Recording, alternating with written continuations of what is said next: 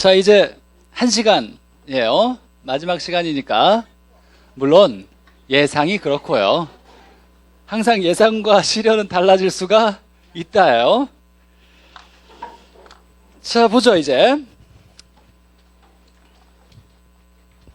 노란색으로 쓸게요. 자, 임대사업의 세후연금 수준은 얼마인가? 이 문제 나오면 풀어야 돼요? 그냥 넘어가야 돼요? 풀어야 돼요. 풀어야 되는 기준은 뭐냐면 영업 경비가 다 구분돼 가지고 따로 구할 필요가 있는지 없는지를 간단히 빨리 보는 거예요. 복잡하지 않게 나오면 무조건 풀고 가도 괜찮아요. 자, 그럼 보죠. 자, 이런 문제가 나오면 무조건 옆에 적어야 돼요. 가공기, 유비, 그 다음에 순부채, 부채, 서비스액, 전세후. 자, 그 다음에 마음이 급하다고 막 넘어가면 안 돼요. 한 번 하더라도 정확히 해야 두 번 다시 하지 않고 정확히 딱 답이 나올 거니까 신중하게 하는데, 자, 가능조소부터 준 게 아니라 순소득부터 줬죠. 그럼 여기서부터 줬으니까 얘를 구하려면 이걸 빼고 이걸 빼면 되겠네요. 자, 그러면 순소득이 공 6개는 달고 다닐 필요 없겠죠. 다 공 6개는 지워버려도 괜찮고. 자, 그러면 순소득은 140원. 자, 그 다음에 부채 서비스액에 해당되는 건 뭐다? 얘가 부채 서비스액이죠. 월부금 또는 원리금 또는 저당 지불액 다 실제 기출에서 표현됐던 단어들이에요. 부채 서비스액을 의미하는 거. 90을 빼고. 자, 그 다음에 세금은 얼마냐라고 하려면, 세금을 구하려면 순이감 세율이죠. 자, 순소득이 얼마? 140원. 그 다음에 이자가 얼마? 70원. 감가상각이 10원. 곱하기 세율이 30%니까 0.3 하면 80원이니까 60 곱하기 0.3이니까 18 이렇게 나오겠네요. 자, 그러면 140에서 90 빼고 18 빼면 세후가 이렇게 나오겠네요. 자, 그러니까 이 문제는 1분 내에 충분히 풀 수 있어요. 1분이 좀 넘어가더라도 연습해서 충분히 정확하게 푸는 연습을 하고. 다음 문제 볼게요. 자, 이 문제는 어떨까요? 풀어야 될까요? 그죠? 마땅히 영업경비가 딱 240으로 주어졌으니까, 자, 가공기, 유비, 순부채, 전세후를 적어 놓고 얘만 차분하게 정확히 한 번에 끝낼 수 있게 연습을 하면 돼요. 자, 그럼 보죠. 자, 가능조소득이 4,800. 자, 10,000원은 제껴버리고. 자, 그다음에 기타 소득은 없고. 공실액이 얼마 나왔냐면 가능총소득의 5%니까 얘 5% 쓰면 되겠죠. 4,800 곱하기 0.05 이렇게 하면 구해지겠지만 우리 그냥 바로 얘를 구할 수 있죠. 자, 이렇게 넘어오면 얘를 뺄 텐데 5%가 공실액이면 유효조소득은 95%가 요만큼이겠네요. 얘 95%. 그러면 얼마를 곱한다? 0.95를 곱하면 얘가 바로 유효조소득이 나올 거예요. 얼마 나오냐면 4, 5, 6, 0이 이렇게 나왔대요. 자, 영업경비를 보니까 240만 원이라고 줬어요. 자, 그 다음에 부채 서비스액은 얼마다? 원리금이죠.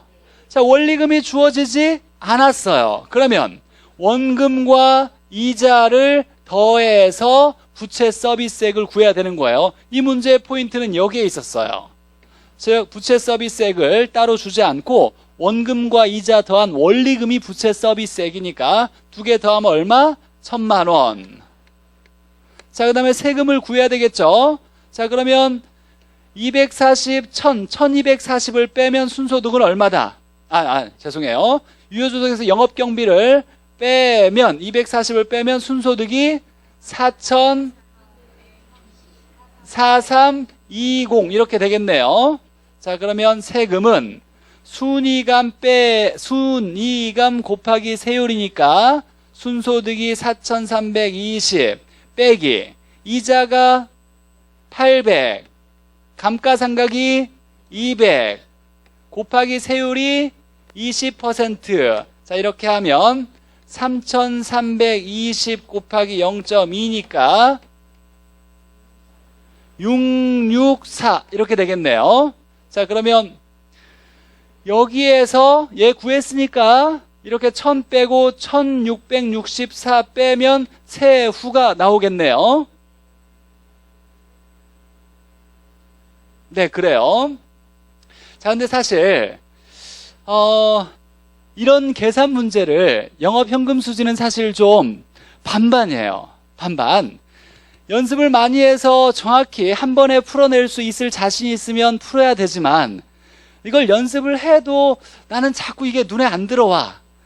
안 들어와서 잘 대입을 못 시키는 사람들이 있어요. 그럼 절대로 욕심내면서 하나씩 따지려고 하면 안 돼요. 이것도 역시나 좀 나중에 풀 가능성이 좀 높은 문제 유형에 해당돼요. 그래서 이 문제를 풀고 가겠다는 사람은 정말로 이 문제에 자신 있는 사람들만 풀고 가야 돼요. 좀 계산 문제를 어려워하거나 이 문제를 연습을 해보니까 1분이 훨씬 넘어가서 막 3분에서 5분 걸리더라. 그러면 좀 실제 시험에서는 좀 패스해야 돼요. 시간이 남을 때 돌아와서 해야 된다는 거.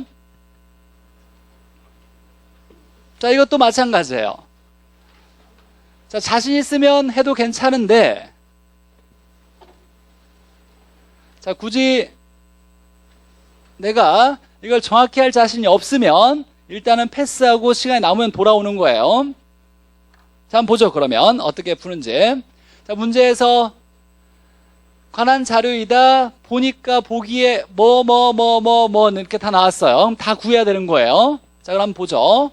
옆에다가 바로 가공기, 유비, 순부채, 서비스에 전세 후 적어놓고 공 6개는 붙이고 다닐 필요 없겠죠. 공 6개는 다 금액 원으로 된 거 공 6개는 다 떼어요. 다 떼버리고 자, 그러면 호당 임대료는 6원이고 40개가 있으니까 자, 이렇게 곱하면 뭐가 된다? 가능조소득이죠. 가능조소득이 240원. 자, 그 다음에 기타 소득은 없고 공실액을 보니까 10%예요. 뭐에? 가능조소득의 10%예요. 자, 그러면 24죠. 자, 얘를 빼서 구해도 되고 여기에다가 얼마를 곱해도 된다? 0.9를 곱해도 되겠죠. 90%가 얘니까. 자, 그러면 224를 빼면 216 이렇게 나오겠네요. 자, 영업경비는 운영 비용이 영업경비죠. 자, 그래서 16원 이렇게 나왔고 자, 그럼 순소득 얼마 구할 수 있고 부채 서비스액은 원리금이죠. 부채 서비스액 원리금이 얼마나 나왔냐면 90원이라고 나왔고 자, 그럼 세금을 구하려면 순소득이 필요하네요. 여기서 이걸 빼면 얘가 나오죠. 이렇게.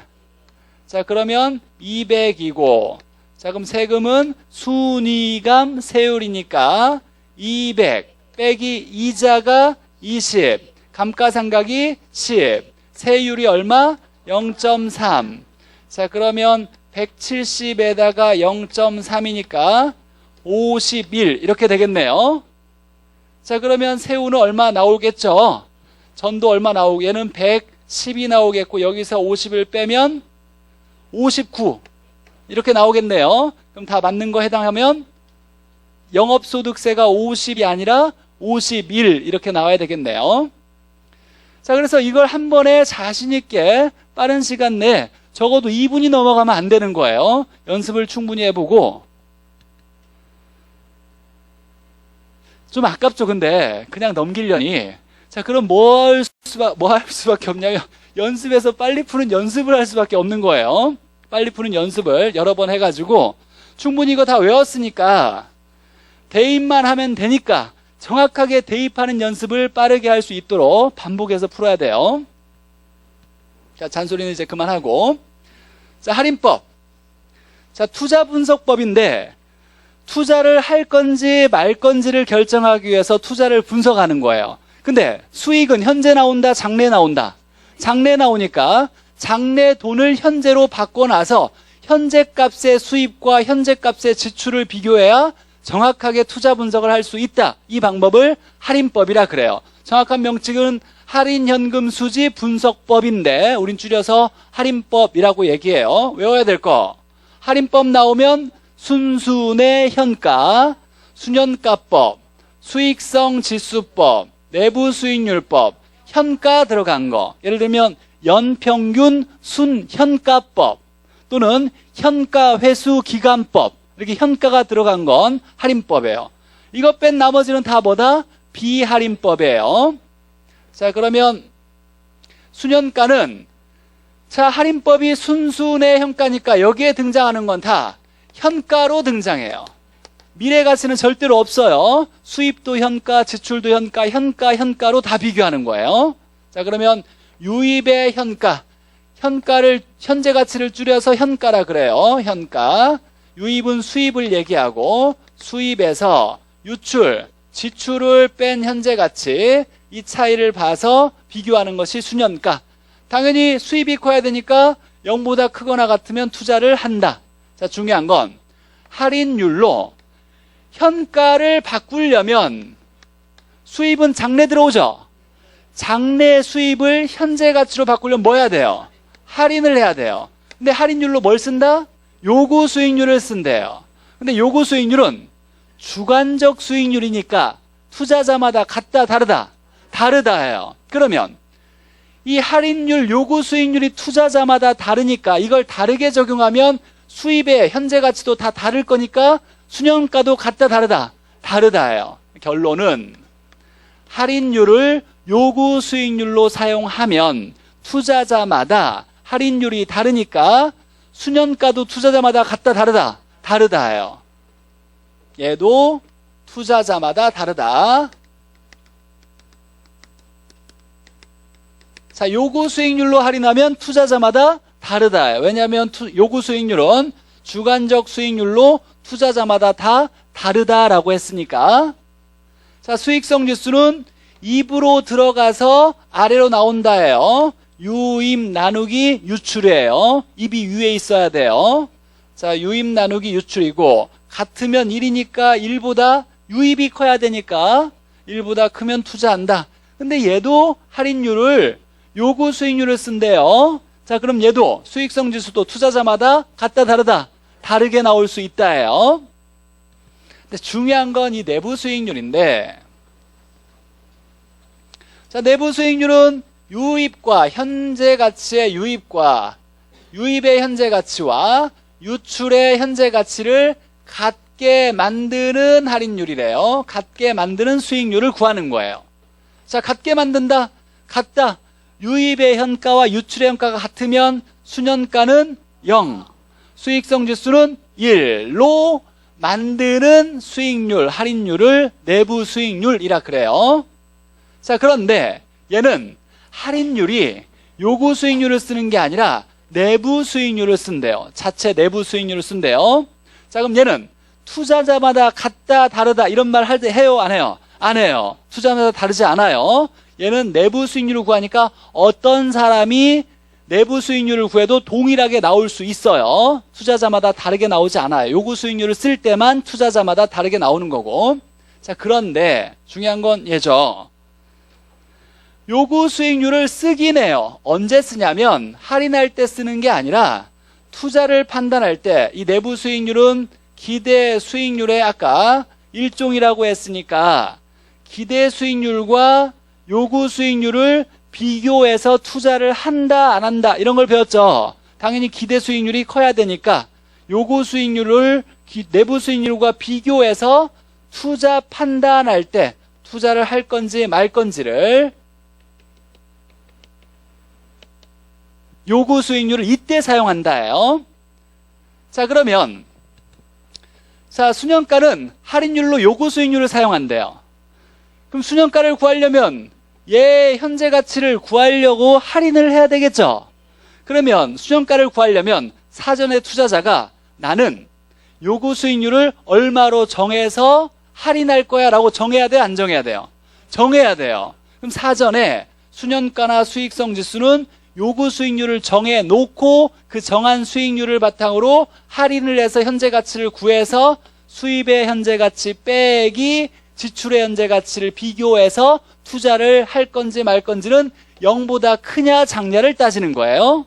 그런데 내부 수익률은 할인할 때 내부 수익률을 쓴대요. 요구 수익률을 쓰지 않대요. 그럼 사전에 요구 수익률을 정할 필요가 없어요. 마지막에 언제 쓰냐면 다 정해놓고 마지막에 투자를 할 건지 말 건지 결정할 때만 요구 수익률과 내부 수익률이 기대 수익률이니까 비교해서 투자 결정을 하더라 해요. 자, 그러면 할인율로 요구 수익률을 사용한다라고 나오면 뭐가 나와야 돼요? 수년가 수익성 지수가 나와야 되고, 투자 판단에 요구 수익률을 사용한다 그러면 뭐 나와야 돼요?